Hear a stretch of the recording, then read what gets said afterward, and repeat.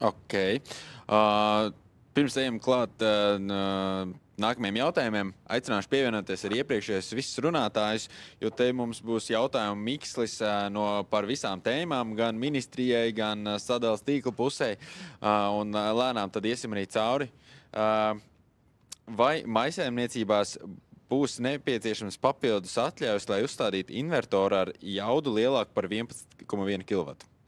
Ja maisaimniecība pēc tam vēlas, es saprotu, pievienoties ar lielāku jaudu tai jaunai sistēmai. Jā. Ok, tas bija ātri un īsi. Te ir tas, ko iepriekš jau mēs runājām, ja runa par to, kad mēs paliekam kopēji tai 11,1 kW, viss ir kārtībā. Jā. Ja mēs ejam pāri, tad tā jau ir elektrostacija.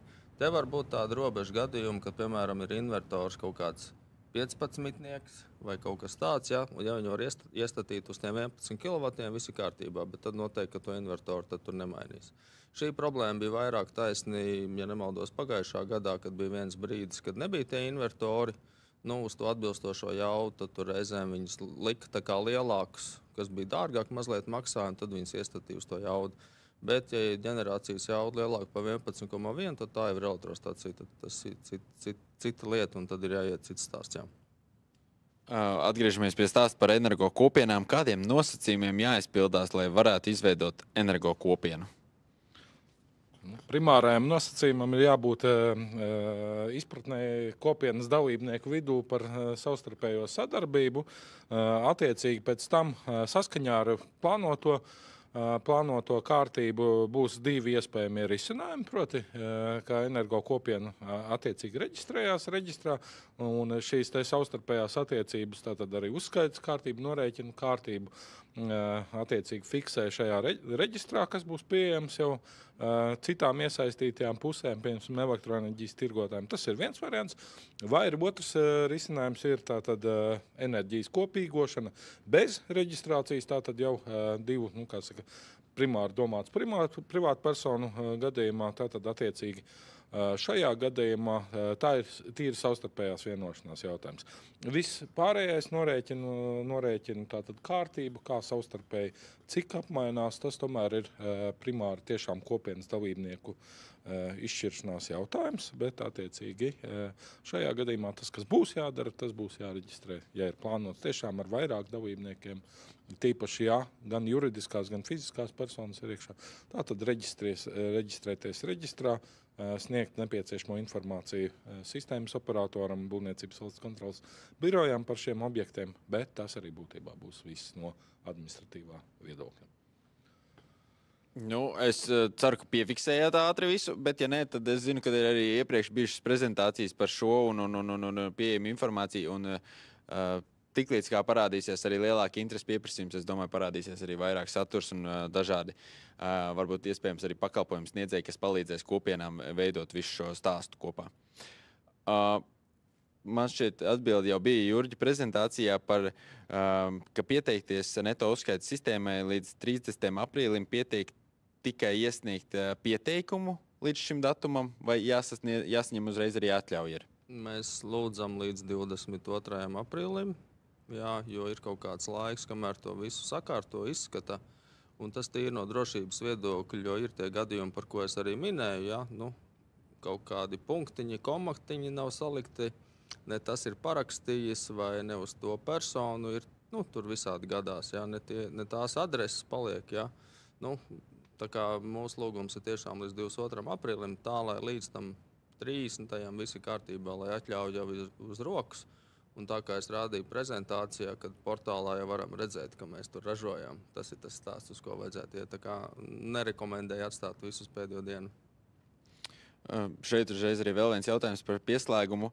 Ja ir uzstādīts vienas fāzes invertors ar nominālo jaudu 5 kW, bet ierobežots uz mazāku jaudu, vai var to pieslēgt uz nominālo jaudu 5 kW attiecīgi? Tad kādi soļi ir jādara?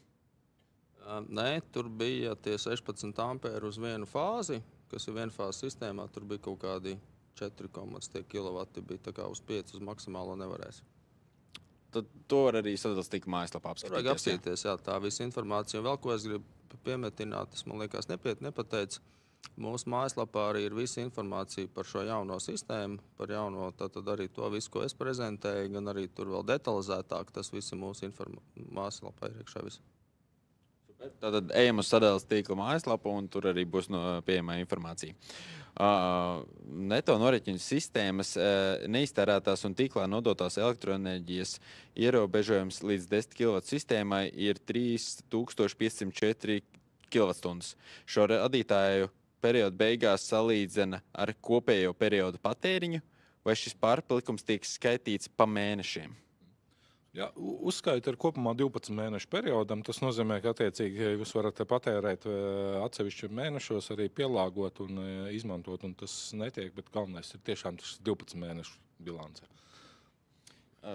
Te ir tāds arī varbūt no tirgus puses jautājums, kad mēs skatāmies, ka ja ir tā pārprodukcija, mēs sakam palielināt mājās patēriņu, lai nenododas tas elektroenerģija tīklā, bet paneļiem jau gluži nevar ierobežot to jaudu tajā brīdī, ja spīd saule. Te komentāros aicina uz to brīdi apturēt HES darbību. Atbildēšu. Pirmkārt, jau tirgus dalībnieki, kas piedalās Nordpools spot biržā, pilnīgi noteikti jau šobrīd samazina gan izstrādi, gan arī pārtrauc, tad, kad ir tirgus negatīvs cedu signāls. Tā kā šais ieteikums, ka tas būtu jādara tirgus dalībniekiem, tādā veidā faktiski jau ir mazliet novēlots. Tas ir pilnīgi noteikti nevar vēl papildus ierobežot. Tas, ko vēl vēlējos uzsvērt, ka pilnīgi noteikti šeit Jurģis papildinās, bet jau šobrīd saskaņā ar sadales tīklu noteikumiem jau dažos gadījumos invertoram ir jāpārtrauc elektroenerģijas izdošana tīklā.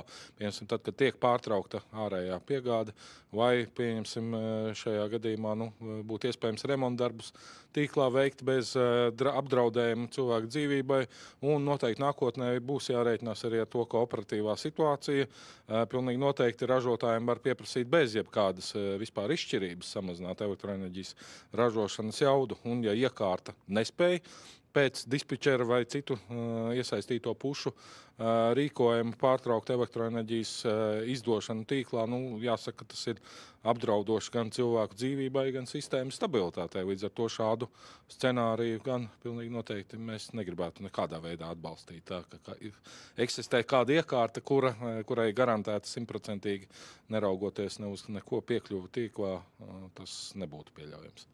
Droši pirmajā vietā, tāpēc mēs sakam certificēti speciālisti, vai ne?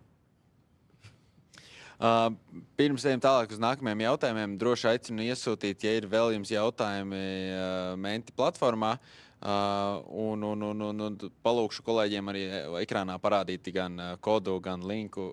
Viss ir kārtībā, super. Tad iesim uz priekšu.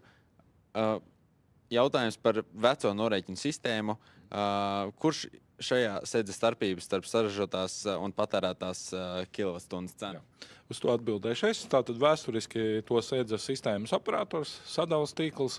Šobrīd ņemot, tātad šajā gadījumā Jurģis netiešā veidā. Bet šobrīd ir šim norēķinu periodam sadales tīklam ir noslēgts elektroenerģijas zudumu tātad kompensācijas līgums par fiksētu cenu. Varētu teikt, ka attiecīgi tirgotājs, ar kuru ir noslēgts šis līgums, faktiski varētu teikt izlīdzina šīs cenas, tā ka nodošanas mirkojuma atkal atgūšanas mirklī, tad faktiski cena priekš sadales tīkla ir vienāda, bet jāsaka, ka var veidoties situācija, ka atkal šis fiksētās cenas līgums nav saimnieciski izdevīgākais sadales tīklam, un šajā gadījumā tad atkal tās izmaksas tomēr gulsies uz sadales tīklu. Kā tiks rēķināts pārpalikums no piekdaļas no saražotā? Vai tiks rēķināti, uzskaitīt gadā saražotie vai patērētie kilovati? Saskaņā, tātad ministra kabineta noteikumi mums jau dod to tabulu arī pēc būtības, bet patiesībā arī saules enerģijas iekārtas uzstādīšanas jauda metodoloģija pilnīgi noteikti ļauj arī pēc uzstādītās jaudas diezgan precīzi arī aprēķināt, cik ir saražots, un, protams, patēriņu ļauj mums arī uzskaitas ierīces fiksēt. Līdz ar to šo starpību var ar pietiekami augstu precizitāti aprēķināt, un jāsaka, ir bijušas pietiekami daudz diskusijas par to, vai šie aprēķini ir precīzi, bet Šobrīd normatīvajos aktos ir dota pielaide par labu, un tā nobīde ir tieši par labu lietotājiem, tāpēc noteikti nevajadzētu uztraukties par to. Šeit normatīvajos aktos ir paredzēta, ka iespējamā ražīgums ir pat optimistiskāks nekā tas ir iespējams praksē, tieši tāpēc, ka lietotājiem būtu tāda plašāka tas diapazons, kurā viņš var spēlēties ar šo pašpatēriņu, vai tiešām nebūtu jāuztraucās par katru pēdējo varbūt kilovatstundu, kas pārsniedz šo apjomu. Viņam ir iedots tā, ka faktiski rīcības brīvība ir vēl lielāka nekā būtu tā, ja uzskaitītu ļoti precīzi saražoto un patērēto. Te ir tāds arī tehnisks jautājums saistībā ar to, vai ir izdevīgi slēgt ārā mikroģeneratoru tajos brīžos, kad nav laba cena biržā. Vai tā netiek bojāts invertors tajā brīdī? Droši vien klientam pašam tad vajadzētu to saprast, bet es domāju, mēs nemanām to, ka klienti kaut ko tādu darītu. Iespējams, tur ir kaut kāda apakšā baigā schēma, bet lielākā daļa klientu tādas lietas nedara, un visi vienkārši ražo elektroenerģiju un nodod tīklā, daži varbūt uzkrāja akumulātoros. Tā. Vēl arī jautājums, vai, piemēram, akumulātorā uzkrāto elektroenerģiju var vēlāk nodot tīklā? Labs jautājums. Man liekas, ka drīzāk, ka nē. Tas būtu, es pieļauju, ka, ja vēlamies tajā brīdī, kad maza cena uzkrājuma akumulātorā, kad ir dārga dodam tīklā. Nē, tāda schēma ir iespējama, jā. Tas arī strādā, bet, protams, tad jāveic investīcija ir lielās akumulātorā. Jā, un runājot par investīcijām akumulātoros, ir tā, ka noteikti ir jāņem vērā ne tikai šīs iespējas spēlēties biržā ar šīm cenām, vai arī izmantot šo saražoto elektroenerģiju dienas tumšajā laikā, bet arī jāņem vērā arī šis drošības aspekts, kas ir ļoti svarīgs. Tas nav tikai stāsts par to, kā jūs varat pēc iespējas vairāk ietaupīt, bet arī šis drošības aspekts ir svarīgs. Jā. Ja drīkst par to, ja drīkst par to inventoru izslēgšanu, tad jāņem vērā, ka vismaz universālā pakalpojuma gadījumā tās negatīvās cenas tiek noteikts līdz nullei. Proti, tas nozīmē to, ka jebkura cena biržā no 0 līdz šiem 20 centiem būs, vestīvi, tāpatās vērtīgāk par inventoru izslēgšanu, kā vispār viņu izslēgt ārā. Par to izslēgšanu tas būtu būtisks jautājums tajos gadījumos, ja saules paneļi, piemēram, ražotu negatīvā cenā. Šeit universālais pakalpojums nodrošina to, ka zem nulles tā cena nepieeja. Vai piesakoties neto uzskaites uzkrājuma izmaksai iedzīvotāja ienākuma nodoklis tiek samaksāts automātiski, vai tas būs pašam saules paneļa īpašniekam jānomaksā individuāli? Caur sadali. Jā, tātad attiecīgi tur jau tas tiek nomaksāts, un tur viņš saņem jau tikai to jau izmaksāto daļu. Tur bija tas, ko es arī tajā teicu, tā maksimālā summa tie 462 eiro, un tad attiecīgi nomaksājam visus nodokļus, un tad viss aiziet. Tā vismaz šobrīd plānojās. Bet vēl līdz maijam ir laiks. Vai no ministrijas ir plānots arī kāds atbalsts mājsaimniecībām akumulātoru iegādēji? Varu minēt, ka atbildīgā kolēģi, kas ir attiecīgi saistīti ar finansējumu piešķiršanu, tiešām vērtē šādu scenāriju, tāpēc sekojam, iespējams iesaistāmies arī kaut kādās publiskās diskusijās, identificējam, ka tāds piedāvājums būtu interesants un paļausimies uz to, ka arī būs iespējams arī šādām sistēmām piešķirt atbalstu. Tātad te bija par slaidā minēts, kas bija domāts ar